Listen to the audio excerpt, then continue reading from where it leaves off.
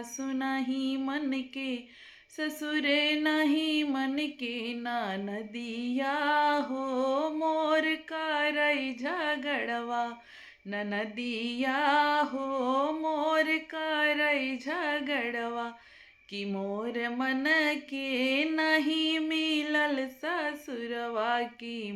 भैया जब तक बिटियन के बियाह ना भरत ना ससुरे जाए खूब सपना देखत हिन।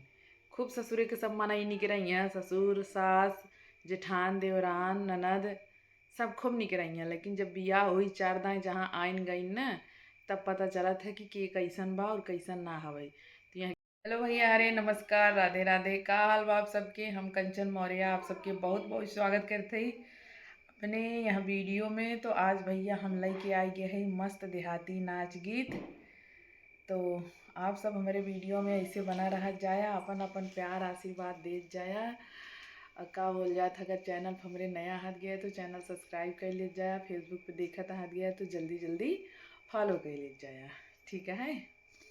तो आज के धाकड़ वीडियो हम लेके आई है देहाती नाच गीत के साथ। तो चला हम आप सबके अपन गीत सुनावत ही, ठीक है।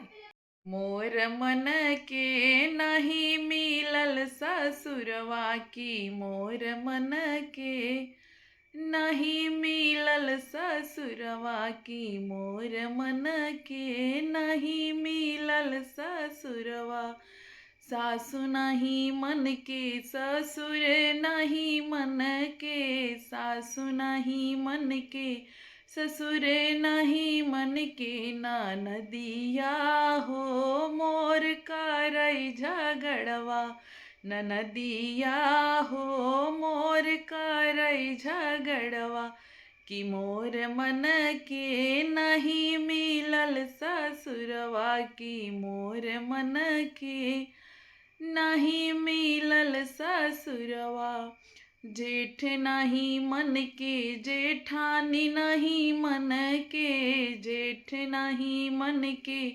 जेठानी नहीं मन के, देवरवा हो रोज करई न खड़वा, देवरवा हो मोर करई न खड़वा, कि मोर मन के नहीं मिलल ससुरवा की, मोर मन के नहीं मिलल ससुरवा, बुआ नहीं मन के, फूफा जी नहीं मन के, बुआ नहीं मन के, फूफा जी नहीं मन के, पड़ोसी हो रोज मारई में हनवा, पड़ोसी हो रोज मारई में हनवा, की मोर मन के नहीं मिलल ससुरवा की, मोर मन के नहीं मिलल ससुरवा।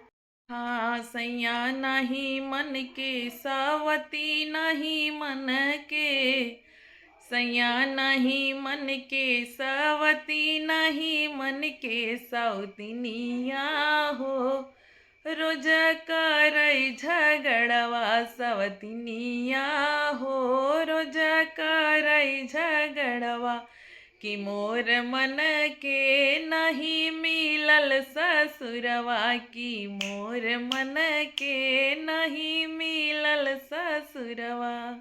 यार जब बियाह हो जात ना तब ये कुल दशा रहा था। ओकरे पहले सब खूब निक रहिया, घंटा घंटा में बतियैया, खाना खात रहिया तो दौड़ के फोन उठैया, अरे हमारे सासू अम्मा के फोन आई, अरे हमारे देवरवा के का हो, देवरू का हाल बा, का करत है, बड़ा याद आवत तोहार, चला उता तो उससे मिले के मन करत आई हैं, खूब भौजाई मुहैया। लेकिन जब बियाह हो जाता ना, चार दैया आइया जइया तो ये कुल हाल होता। तब न देवर न निक लागे, न सास निक लागे, न ससुर निक लगी हैं, न ननद निक लगी हैं।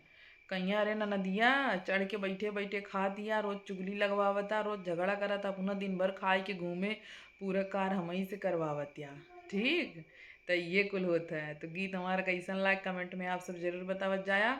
और ऐसे मस्त मस्त गीत सुने खातिर आईडी हमार फॉलो कर लीजिए, हमारे साथ ऐसे बना रहा जाया, ठीक है भैया। अरे तो चलो फिर मिलता है दूसरे वीडियो में दूसरे गीत के साथ। Bye by.